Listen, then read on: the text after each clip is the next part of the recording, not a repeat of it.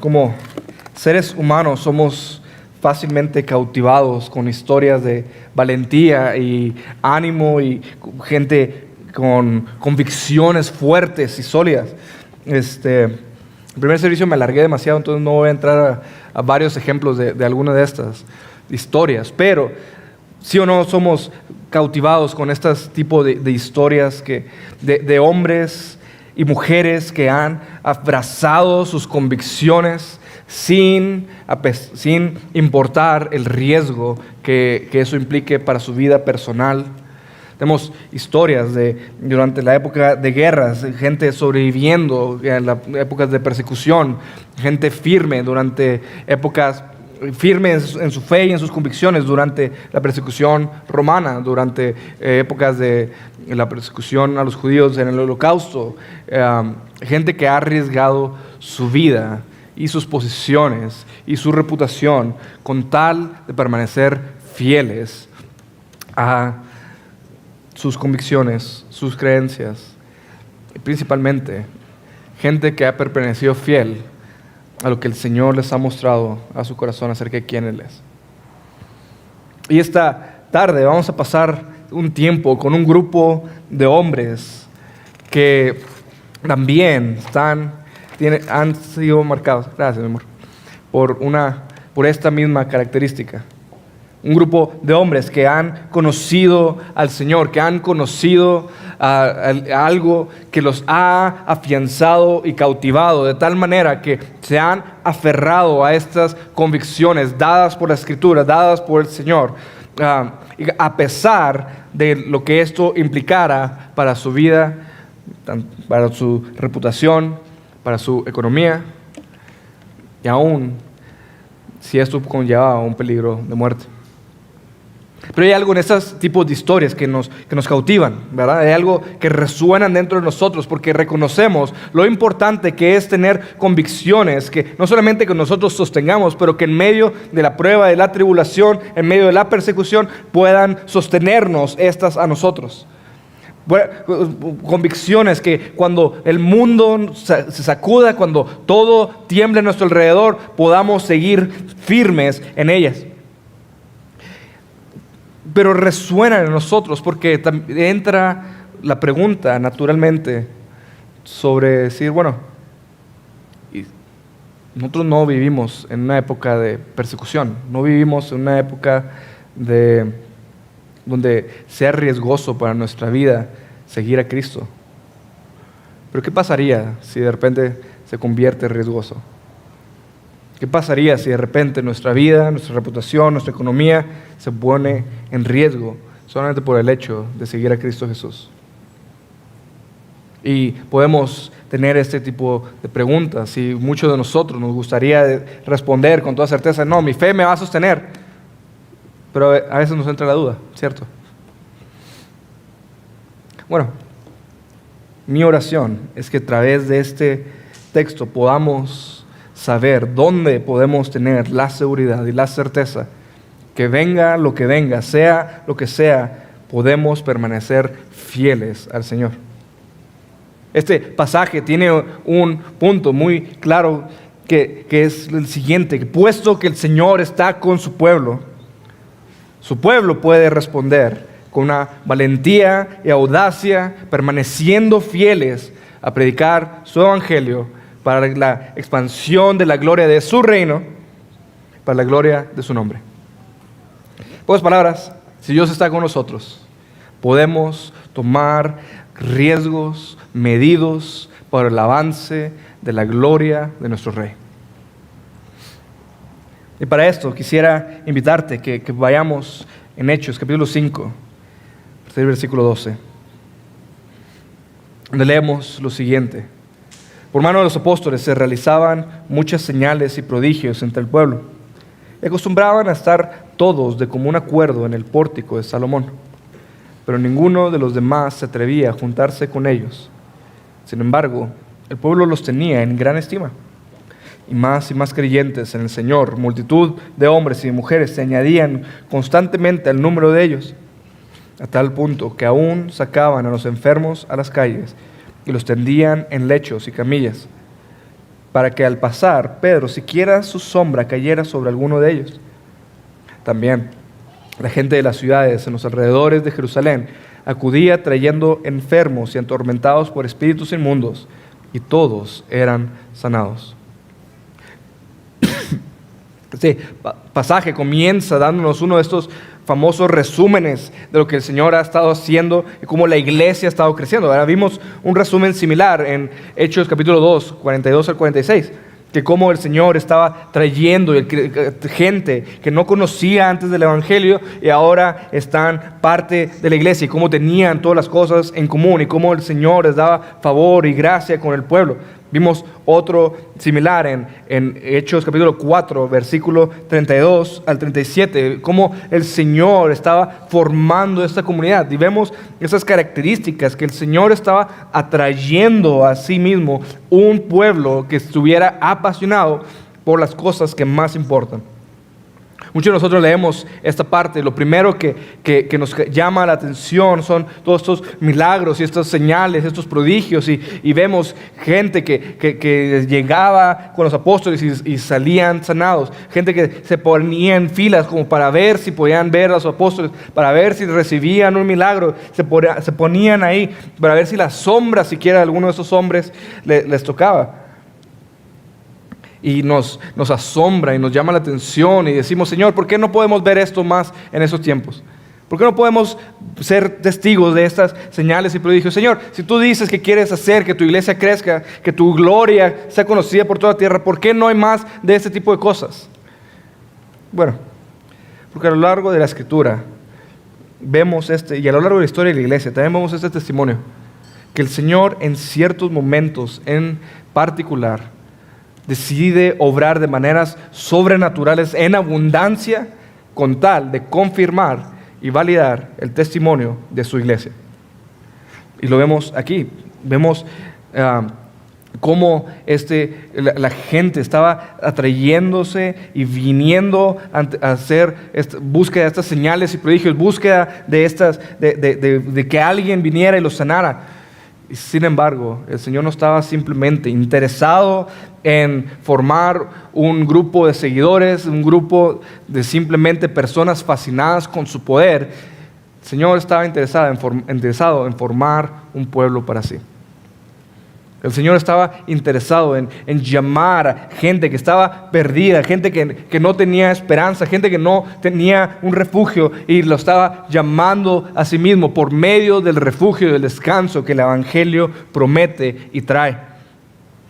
Pero en medio de un contexto primordialmente judío, en medio del templo estaban aquí, y sin embargo, en medio de una historia rica de la vida del pueblo de Israel, donde habían visto al Dios obrar y a Dios hablarle a Moisés por medio de una zarza, Dios guiar a su pueblo por medio de una columna de nube y una columna de fuego a través del desierto, como Dios los había guiado y dado la tierra prometida y librado de naciones enemigas que los habían intentado cautivar. Y entonces es la convicción del pueblo de Israel era: nuestro Dios está con nosotros.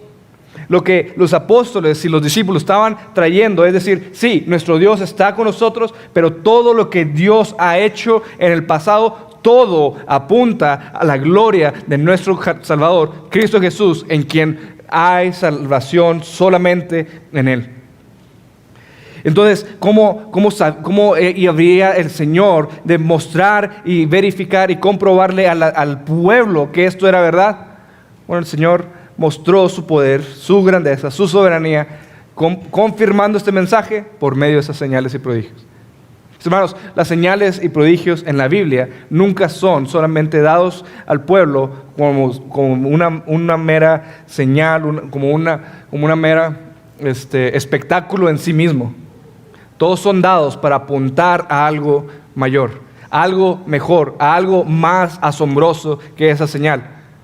En este caso está apuntando específicamente al poder y la validación y la aprobación del Dios de los cielos sobre lo que estos apóstoles y discípulos estaban haciendo. Entonces, aquí el Señor no ha cambiado de estrategia, es la misma estrategia que vemos que el Señor Jesús hizo Marcos capítulo 1. Después, al comienzo del ministerio de Jesús, prontamente la popularidad de Jesús fue creciendo porque lo empezaron a conocer como alguien que hacía milagros. Y Marcos 1, 35 al 38, leemos esta parte que dice: y levantándose muy de mañana, como todavía estaba oscuro, Jesús salió y fue a un lugar solitario y ahí oraba. Simón y sus compañeros salieron a buscar a Jesús y lo encontraron y le dijeron: todos te buscan. Y Jesús le respondió: vamos a otro lugar, a los pueblos vecinos, para que yo predique también ahí, porque para eso he venido. En pocas palabras, Jesús estaba tan consciente que su poder naturalmente iba a atraer personas. Pero Jesús no está interesado en cautivar nuestras imaginaciones. Jesús está interesado en cautivar nuestros corazones. Jesús no vino a ser simplemente el sanador del pueblo, sino Jesús vino a ser el Salvador y Rey de todos. Por lo tanto, Jesús aquí está recordándole e empezando a comunicarle a sus discípulos: la prioridad es el Evangelio. Bueno, no nos sirve de nada que el Señor haga milagros y prodigios en nuestra vida si el Evangelio no ha hecho un fruto en nosotros. Y aquí, por esto es que el Señor ha usado estos señales y prodigios para terminar trayendo más y más personas a la iglesia. Como vemos en el versículo 14. Más y más creyentes en el Señor, multitudes de hombres y mujeres, se añadían constantemente al número de ellos. Esta historia aquí no está puesta para apuntarnos a la gloria de los apóstoles o los milagrosos que son los apóstoles. Mira qué grandioso, qué gran poder tienen los apóstoles. No, hermanos. Esta parte se nos ha sido dado para mostrarnos la gloria del Dios al que servimos. Que no hay nada, ni nadie, ninguna cosa, ni enfermedad, ni circunstancia, ni demonio, ni espíritu inmundo, ni ninguna otra complicación que sea demasiado difícil para nuestro Dios poder obrar de manera milagrosa. Entonces, en este contexto de gran celebración, de ver que la iglesia va creciendo, de ver que el Señor va creciendo en número, la iglesia que va creciendo en madurez, la iglesia, en este contexto, leemos lo siguiente. Pero levantándose el sumo sacerdote y todos los que estaban con él, es decir, la secta de los saduceos, ellos se llenaron de celo. Y entonces echaron mano a los apóstoles y los pusieron en una cárcel pública. Pero durante la noche, un ángel del Señor abrió las puertas de la cárcel y sacándolos les dijo: vayan, preséntense en el templo y hablen al pueblo todo el mensaje de esta vida. Y habiendo oído esto, al amanecer entraron en el templo y enseñaban. Cuando llegaron, el sumo sacerdote y los que estaban con él convocaron al concilio, es decir, a todo el senado de los israelitas, y mandaron traer de la cárcel a los apóstoles, pero los guardias que fueron no los encontraron en la cárcel. Volvieron pues y les informaron: encontramos la cárcel cerrada con toda seguridad y los guardias de pie a las puertas, pero cuando abrimos a nadie hallamos dentro. Cuando oyeron estas palabras, el capitán de la guardia del templo y los principales sacerdotes se quedaron muy perplejos a causa de ellas, pensando en qué terminaría aquello. Pero alguien se presentó y se informó: miren, los hombres que pusieron en la cárcel están en el templo enseñando al pueblo. Hermanos, hay una gran ironía en ese segmento. En primer lugar, hay un contraste con estos apóstoles llenos del Espíritu Santo. ¿Cuál es el fruto? El avance de la iglesia. Pero luego se topan con el sumo sacerdote y todo el Sanedrín, y ellos, que están llenos, se llenaron de celos. Este lenguaje es intencional, de apuntarnos el contraste que hay entre alguien lleno del Espíritu Santo y alguien lleno de sí mismo.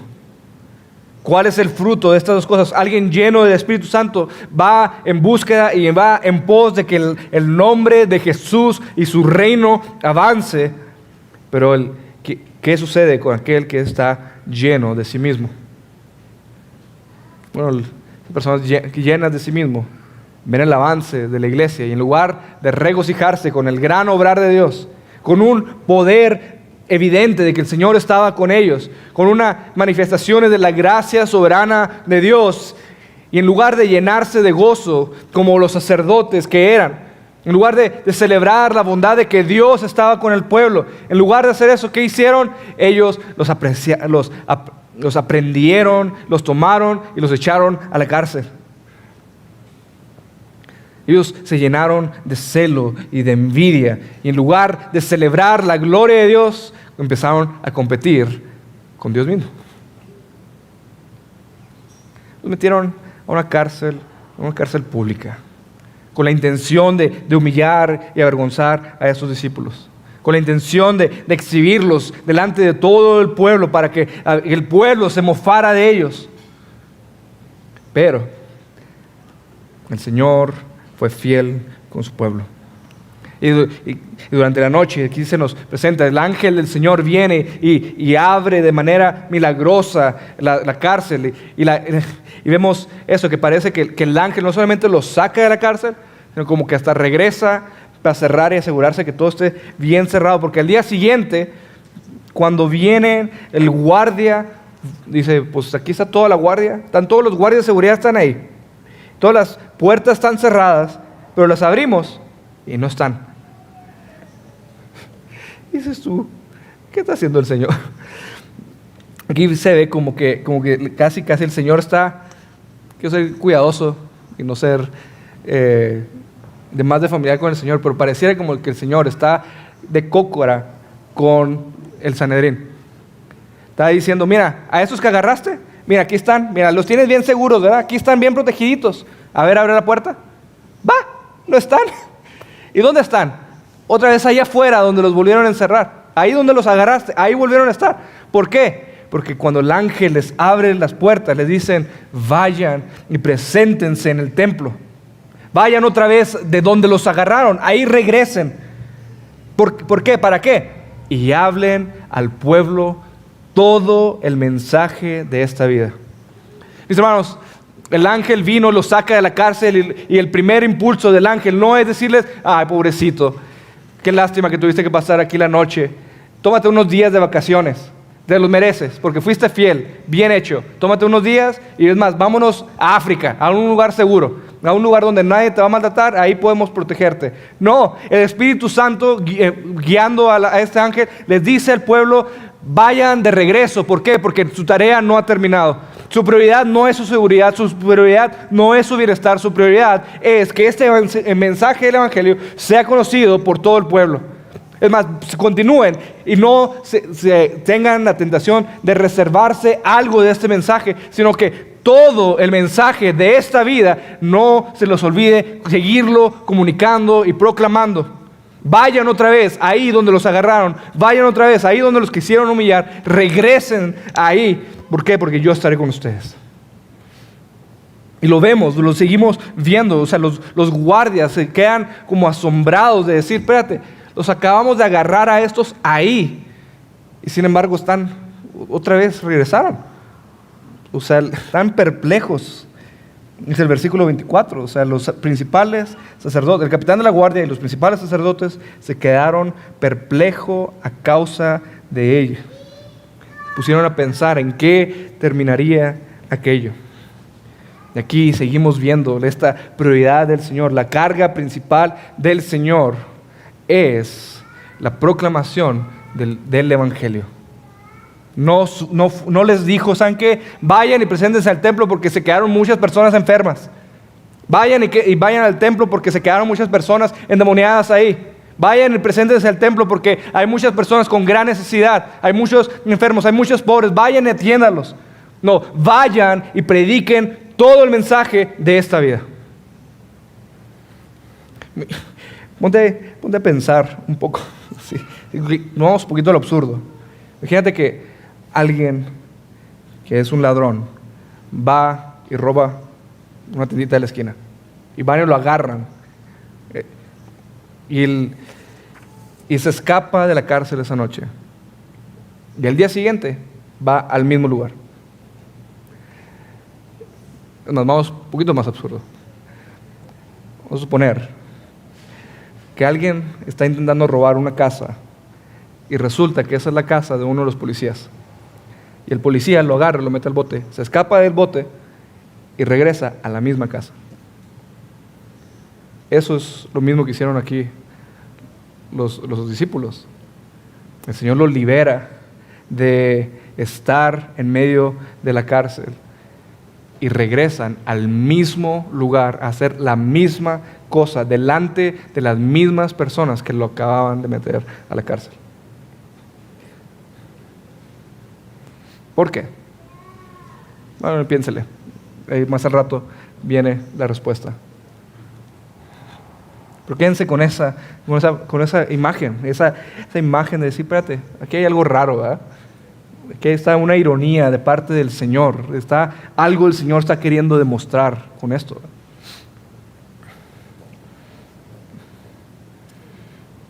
Y dice, continuamos leyendo en versículo 26.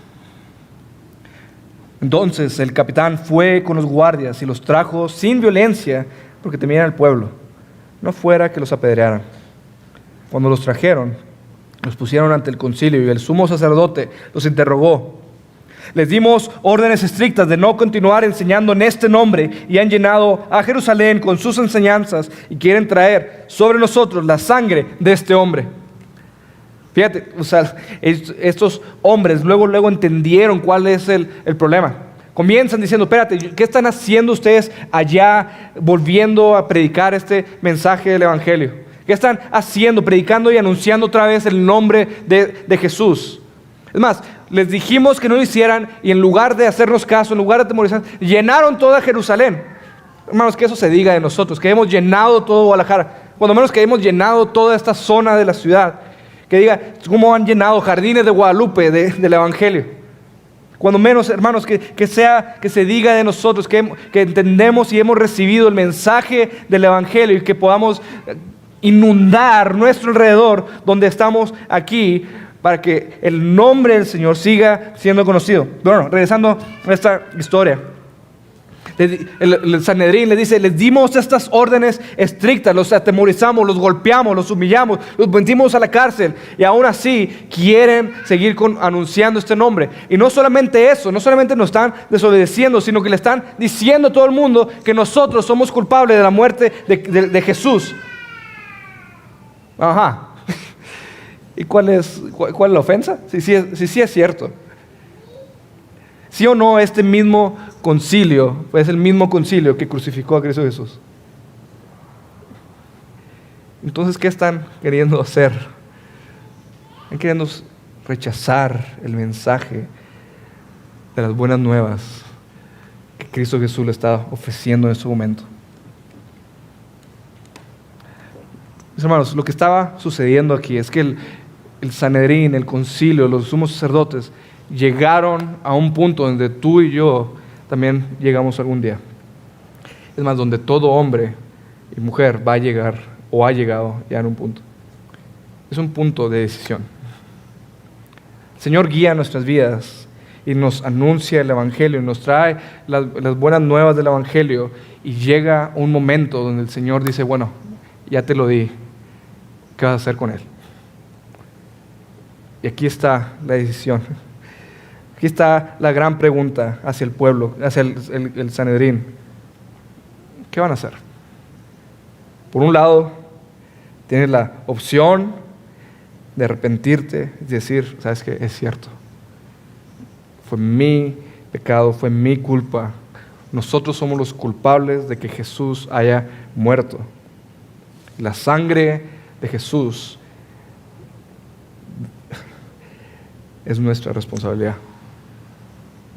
O seguirse negando y rechazando esta mala noticia. Seguir oponiéndose a este mensaje del Evangelio. Y tú y yo estamos o hemos estado en esa misma bifurcación. Por un lado, la opción de reconocer que Jesús fue a morir por tu pecado y mi pecado. No solamente estos hombres eran culpables de la muerte de Jesús. Ellos simplemente fueron las manos que el Señor usó. Pero los verdaderos culpables fuimos nosotros.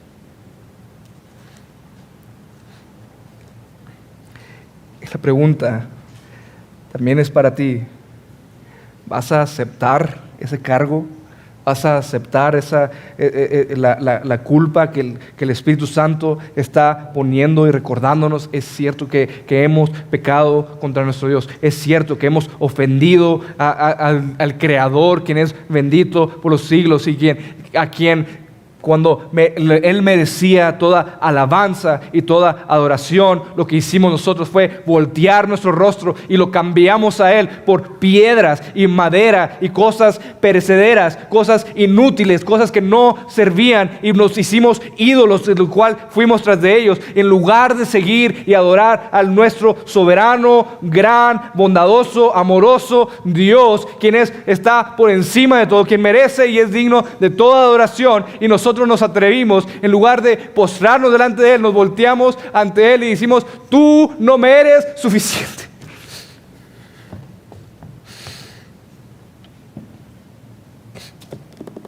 Hemos negado, hemos volteado, hemos ofendido su nombre. Y el Señor, quien justamente en su ira podía habernos destruido, y el Señor, quien justamente y apropiadamente podría habernos dicho: ¿sabes qué? Yo no quiero nada más con ustedes. Él envió a Jesús para que Él, el que no tenía pecado, cargara sobre Él la culpa que tú y yo merecíamos, para que tú y yo recibiéramos el amor y el perdón y la gracia de Dios.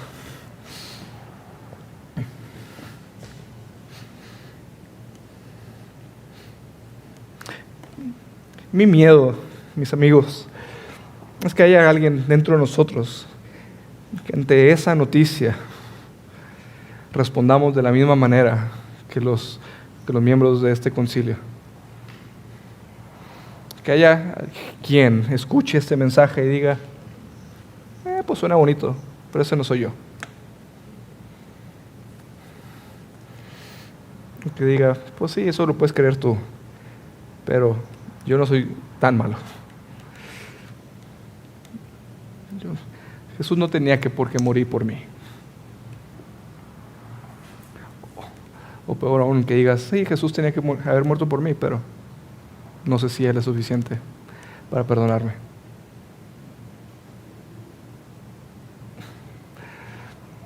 Aunque digas: bueno, pues está bien, crean lo que quieran creer, pero yo voy a vivir mi vida. Hermanos, la oferta y la pregunta aquí sigue estando delante de ustedes.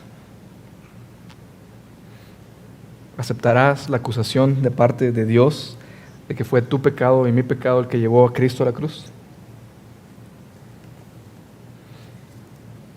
Hermanos, si no entendemos eso primero, esa realidad sobre nuestra vida, el Evangelio nunca nos va a ser asombroso. El Evangelio nunca nos va a sorprender si no entendemos la gravedad de nuestro pecado, el cual llevó a Cristo al madero.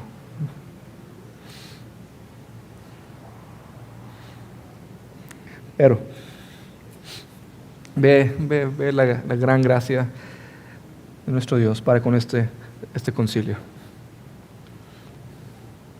Pero Pedro y los apóstoles respondieron: debemos obedecer a Dios en vez de obedecer a los hombres. El Dios de nuestros padres resucitó a Jesús, a quienes ustedes mataron y colgaron en una cruz. A Él Dios lo exaltó a su diestra como príncipe y salvador para dar arrepentimiento a Israel y perdón de pecados. Y nosotros somos testigos de estas cosas. Y también el Espíritu Santo, el cual Dios ha dado a los que le obedecen. Hermanos, aquí fíjate, Pedro y los apóstoles escuchan que el Sanedrín no está queriendo aceptar la acusación real y tangible del hecho de decir: ustedes crucificaron al dador y al autor de la vida. Ellos han dicho, nosotros no hemos hecho nada. Y sin embargo, Pedro y los discípulos, en lugar de, aquellos que vieron con sus ojos cómo Jesús fue entregado al pueblo romano para que lo crucificaran, que vieron y experimentaron sobre su cuerpo, que fueron encerrados, que fueron golpeados, que fueron metidos a la cárcel 2 veces, que fueron humillados, y sin embargo ellos no se reservaron una vez más a comunicar las glorias del evangelio a ellos, hombres que eran culpables de la muerte de su maestro. Una vez más, en su compasión, les trajeron el mensaje de la gloria, del gran amor de nuestro glorioso Salvador, Cristo Jesús, quien se dio a sí mismo por nosotros para poder ofrecernos la posibilidad de arrepentirnos y recibir de su parte el glorioso perdón de nuestros pecados y ser conocidos ahora no como enemigos de Dios, sino como amigos de nuestro soberano Dios. Fijaste, en lugar de endurecer su corazón, en lugar de decir, otra vez ustedes les compartieron una vez más las glorias del evangelio. ¿Pero por qué? ¿Por qué? Porque debemos obedecer a Dios en vez de obedecer a los hombres. Eso incluye, en vez de obedecer a este hombre, en vez de obedecerme a mí primero.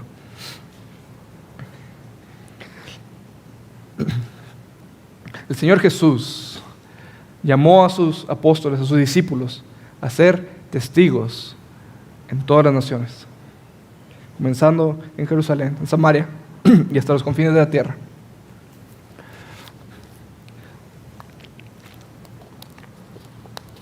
Pero Jesús no le dio ninguna excepción. No le dijo, bueno, si te lo rechazan una vez, entonces ya, ni modo, no quisieron. El Señor le dijo, sean mis testigos. ¿Cuándo? No hay una cláusula ahí de indicaciones, lo que implica que es todo el tiempo.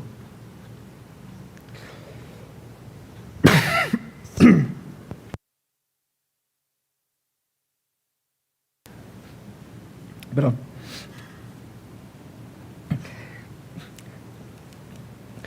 Ellos estaban llamados, y tú y yo también estamos llamados a eso mismo, a estar apasionados, a compartir el mensaje del evangelio en cualquier lugar, a todo hombre, en cualquier oportunidad que el Señor en su soberanía presente.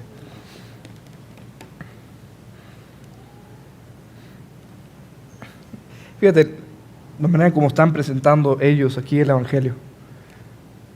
Están diciendo, el Dios de nuestros padres, o sea, está diciendo, mira, el Dios que tú estás diciendo que adoras, ese Dios resucitó a Jesús. Y ese Dios, quien resucitó a Jesús, a quien ustedes crucificaron. Una vez más, aquí Pedro y los apóstoles no se están rehusando o reteniendo una parte del evangelio. Ponte a pensar un poquito esto. Están estos hombres delante del concilio que mató a su maestro, que estuvieron dispuestos a apresarlos, que estuvieron dispuestos a meterlos a la cárcel, que estuvieron dispuestos a azotarlos. Y aún así, y él dice, mira, lo que no me gusta de tu mensaje es que me está diciendo que es mi culpa. Y una vez más Pedro lo voltea a ver y le dice, pues sí es tu culpa.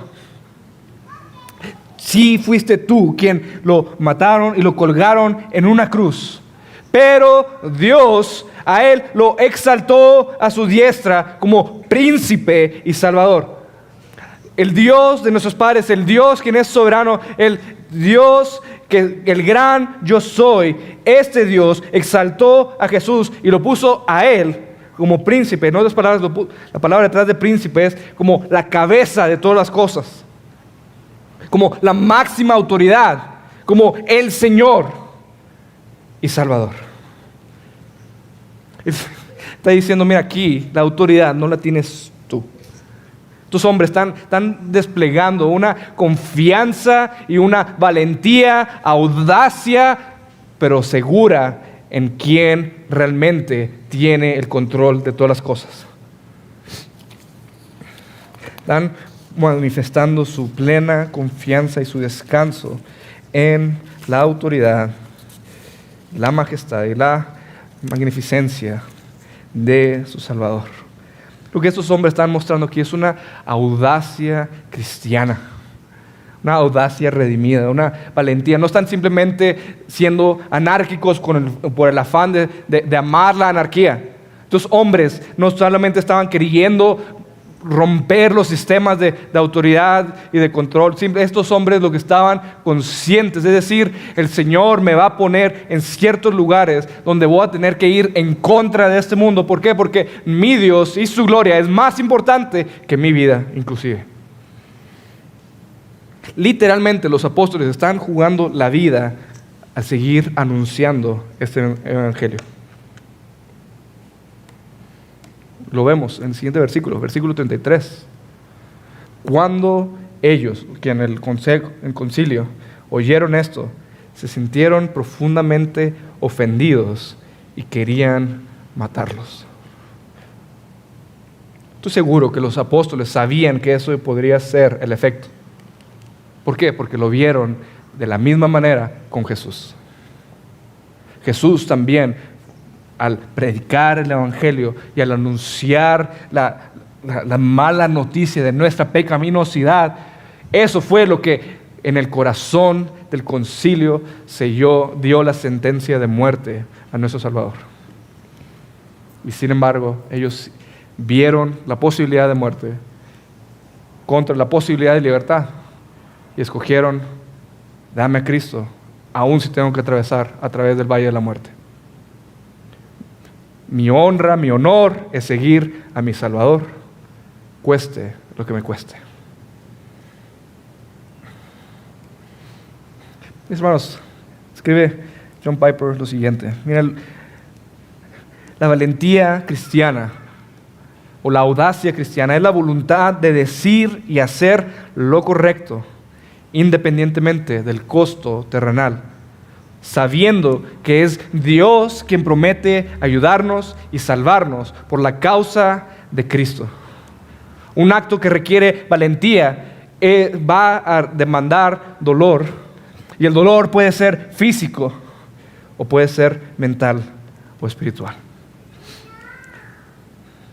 Pero sin embargo, mis hermanos, este tipo de valentía, este tipo de audacia es al cual tú y yo también estamos llamados.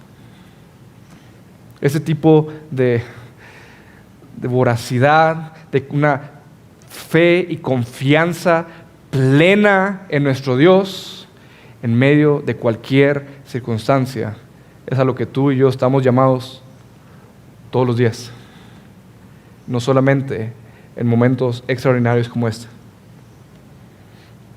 Tú y yo estamos llamados a vivir con esta valentía, con este corazón cautivado con la gloria de nuestro Salvador y diciendo: Señor, tu gloria, tus propósitos, tu voluntad es lo que mi alma más quiere y más necesita hacer. Pero ¿cómo se ve eso en tu vida cotidiana? Bueno, de una manera bien sencilla: en tu fidelidad y en tu fe en tu Dios. En otras palabras, lo único que la valentía cristiana es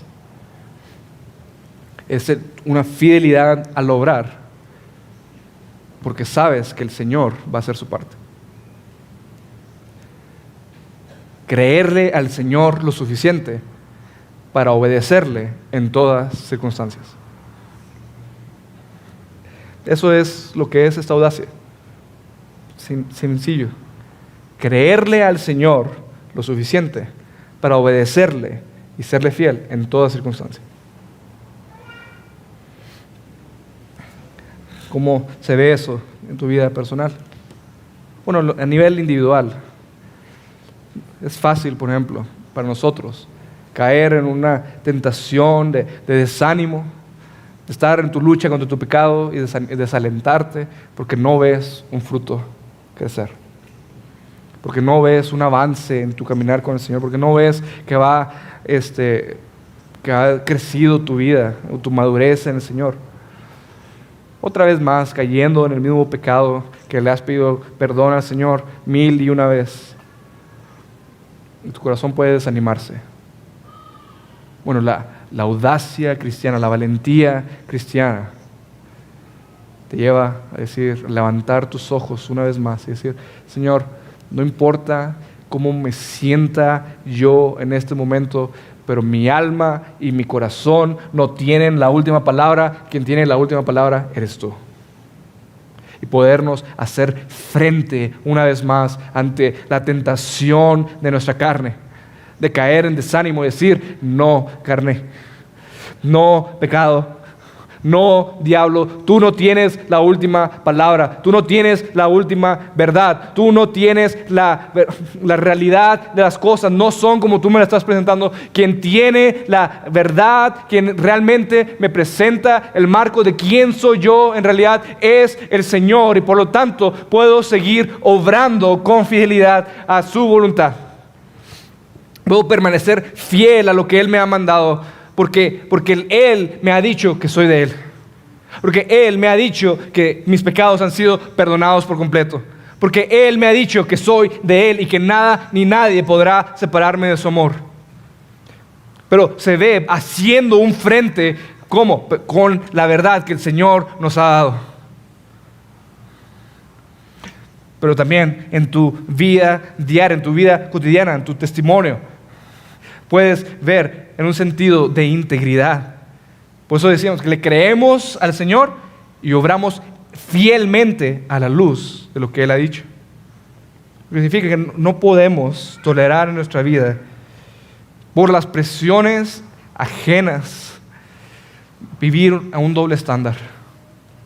Vivir de tal manera que con mis hermanos en la iglesia vivo de cierta manera, pero con mis amigos o con mi trabajo, con mis familiares que no conocen al Señor, puedo vivir de otra manera. ¿Por qué? Porque no podemos tolerar en nuestra vida ciertas cosas de falta de integridad o ciertas prácticas simplemente porque es lo que todos los demás hacen. Nuestra norma, entendemos que nuestra norma no es la voz popular. Nuestra norma es la voz divina. Y lo que queremos hacer es seguirlo a Él, seguir lo que Él marca, lo que Él manda. Entonces no porque en tu trabajo todo el mundo empiece a llegar tarde y puedas pedirle tú a alguien, oye, ya estás ahí en la oficina, pues ponle ahí que llegué a las 8 y llegas 8:20. O sea, eso no es íntegro, mis hermanos. No podemos vivir ese estándar y decir, bueno, es que al cabo todo el mundo lo hace. No pasa nada.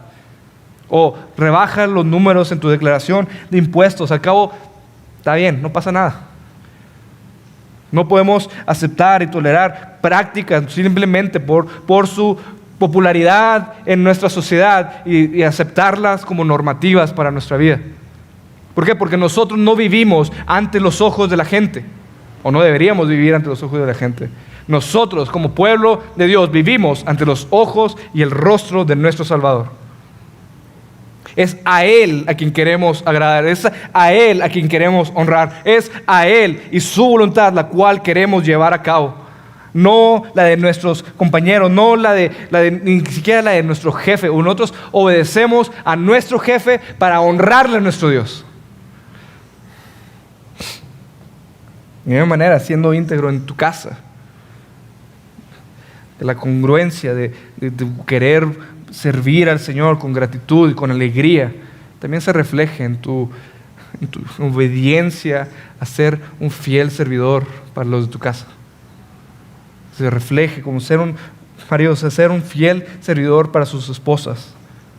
Padres, que sean fieles servidores a sus hijos, sabiendo y entendiendo que toda nuestra vida es de un siervo inútil, y sin embargo nos ponemos nuestra vida para decir, Señor, tú marca la pauta del día de hoy.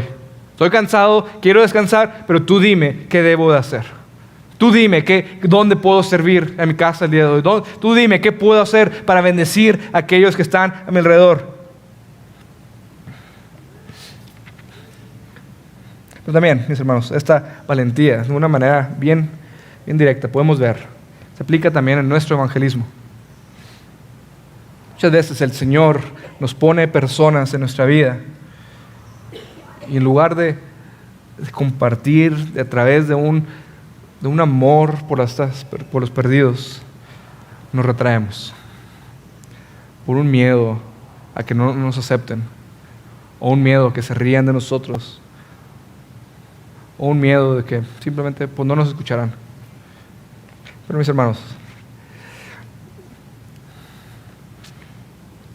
tenemos un glorioso mensaje que compartir. Tenemos un glorioso evangelio que anunciar, que Dios se hizo hombre para llevar sobre Él nuestra culpa, nuestra transgresión, y resucitó al tercer día para nuestra justificación, para hacernos de Él, y un día Él promete que volverá por nosotros. Este es un mensaje que merece ser proclamado desde las azoteas, anunciado a toda carne, a todo hombre, a toda mujer, a todo anciano, a todo niño, a toda lengua, a toda tribu, a toda nación. Todo hombre merece escuchar este mensaje del evangelio. Y Dios nos da oportunidades de poder anunciarla, a poder proclamar este mensaje. Por lo tanto, estamos llamados a poder entonces estar conscientes y decir: Señor, ¿qué oportunidades tú me estás dando de poder proclamar tu mensaje? ¿Qué oportunidades me estás dando de seguir anunciando las virtudes de aquel que nos llamó de las tinieblas a la luz admirable?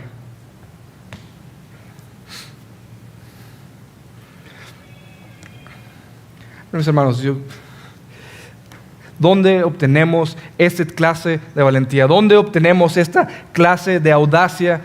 ¿Dónde esta clase de coraje, de ánimo, de valor para hacer esto? Esta siguiente porción nos va a decir eso. Acompáñame a leer a partir del versículo 34. Dice: pero cierto fariseo llamado Gamaliel, maestro de la ley, respetado por todo el pueblo, se levantó en el concilio y ordenó que sacaran fuera a los apóstoles por un momento. Entonces les dijo: hombres de Israel, tengan cuidado de lo que van a hacer con estos hombres. Porque hace algún tiempo Teudas se levantó pretendiendo ser alguien, y un grupo como de 400 hombres se unió a él y fue muerto. Y todos los que le seguían fueron dispersos y reducidos a nada. Después de él se levantó Judas de Galilea en los días del censo y llevó mucha gente tras sí. Él también pereció y todos los que le seguían se dispersaron. Por tanto, en este caso les digo: no tengan nada que ver con estos hombres y déjenos en paz, porque si este plan o acción es de los hombres, perecerá. Pero si es de Dios, no podrán destruirlos, no sea que se hallen luchando contra Dios.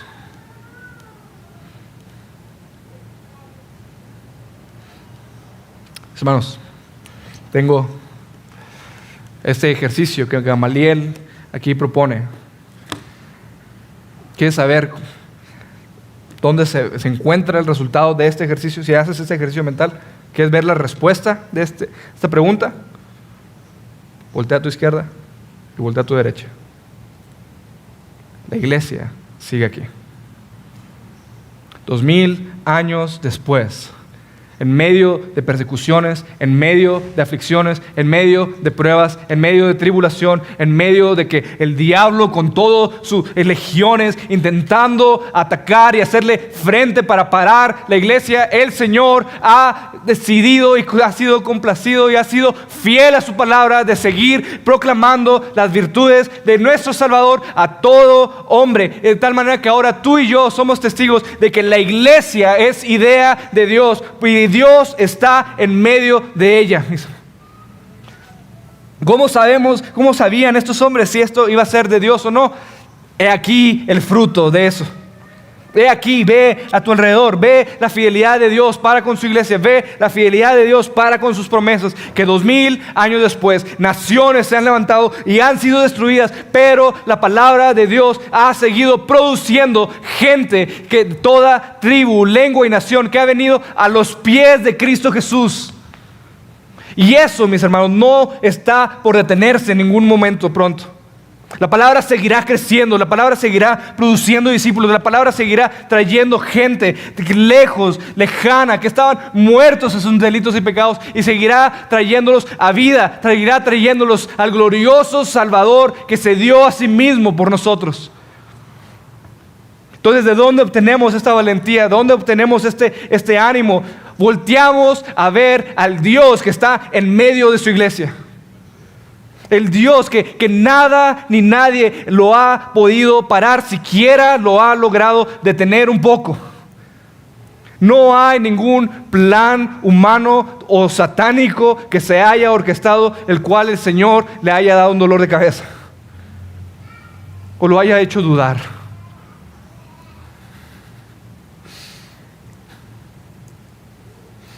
No hay nada ni nadie que haya podido impedir que el Señor siga siendo fiel a su promesa. Que siga siendo fiel con los suyos.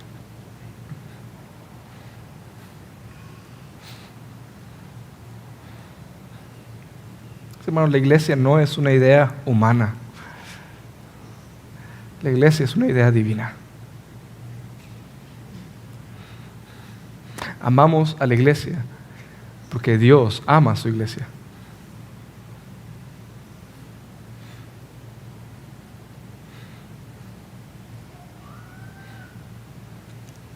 ¿Dónde obtenemos esta valentía en medio de cualquier circunstancia para serle fiel a nuestro Dios?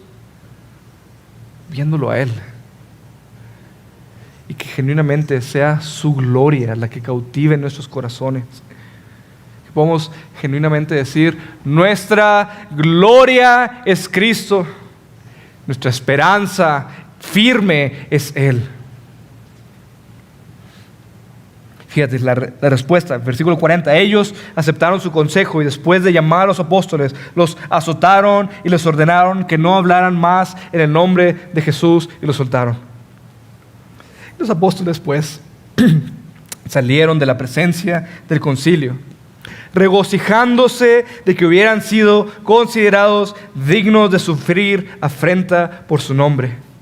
Y todos los días en el templo y de casa en casa no cesaban de enseñar y proclamar el evangelio de Jesús como el Cristo. La respuesta, mis hermanos, esta respuesta no es natural. La respuesta natural de alguien que ha sido golpeado, humillado, encarcelado y exhibido públicamente es dejar de hacer eso por lo cual fue humillado, encarcelado, golpeado. Pero no así con la iglesia. La iglesia celebra el hecho de que es considerada digna de recibir y sufrir parte de los sufrimientos de Cristo, para que la gloria de Cristo pueda seguir siendo proclamada. ¿Por qué? Porque es su nombre y su renombre, lo cual deben ser las pasiones de nuestra vida. Es la gloria de Cristo, lo cual debe cautivar nuestro ser. Es la gloria de Cristo, lo cual debe marcar nuestro norte día a día. Es el nombre de nuestro Salvador, el cual debe de sernos deleitosos. No el nuestro. Nuestra vida existe solamente para servirle y honrarle a Él, porque es su gloria la que merece ser proclamada. Es su honra la que debe ser recibida. Es su honor el que debe ser conocido por todo el mundo. No el nuestro, mis hermanos. El nuestro no es nada. Nosotros no se puede decir nada más que somos siervos inútiles para la gloria de la expansión de su nombre. Existimos para la gloria de nuestro Dios porque Él es el único que es digno de recibir toda esa gloria. Él es el único digno de recibir toda adoración. Él es el único digno de merecer toda nuestra vida delante de Él. Por lo tanto, mis hermanos, a la luz de la gran amor que hemos recibido y de la gran gloria que nuestro Salvador merece, nuestras vidas deben ser cheques en blanco. Debe ser una hoja en blanco y decir, Señor, mi vida no es nada. Mis propósitos insignificantes. ¿De qué te sirve trabajar y esforzarte y hacer todo lo que quieras hacer y ganar el mundo entero si un día va a estar aquí y mañana se va a desaparecer? ¿Cuál es tu afán de querer ser conocido si tu nombre se va a olvidar? Deja de intentar vivir para ti y tus placeres y tu voluntad y tus ambiciones absurdas. Y vive para el único nombre que merece ser adorado, ser glorificado, ser honrado, ser magnificado, bendecido y honrado.